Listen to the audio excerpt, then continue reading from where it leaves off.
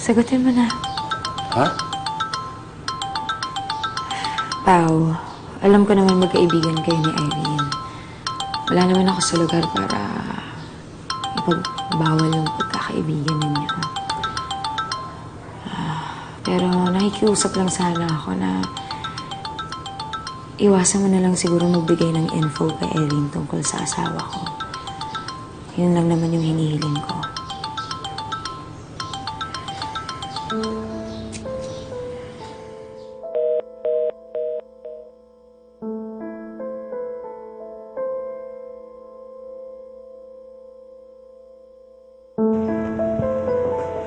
Oh, seryoso ka naman dyan? Uminom ka munang juice, oh. Hoy, ano ba yan? Yan ba yung negosyo mo sa Amerika? Yaya, check ko lang yung website namin. Napabayaan ko kasi for the past few days. Dahil kay TJ? Sorry ayaw nga palang pinapabanggit ni mamay mo yan. Pero alam mo anak, maganda yan. Mag-focus ka na lang talaga dyan sa negosyo mo na yan para sa ekonomiya. Diba? Natutuwa pa si mamay mo dyan.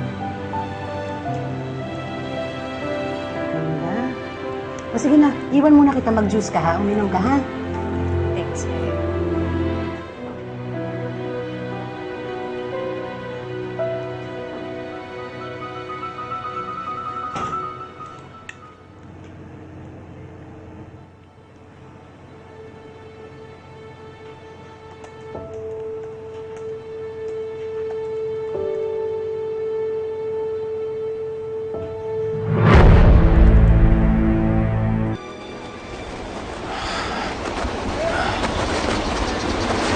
Pao, Irene, bakit hindi mo sinasagot yung tawag ko?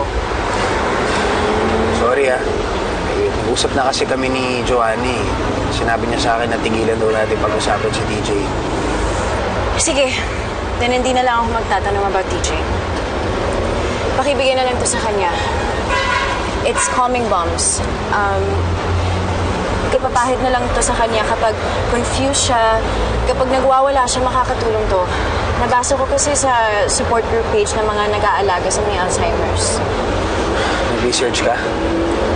I just wanna help TJ, Pao. Problema, hindi tatanggapin ni Joanny yan Eh di, wag mo na lang sabihin na nanggaling sa akin. Kunwari, binili mo. Grabe. Pero hindi naman pwede yun. Ako naman yung maiipit.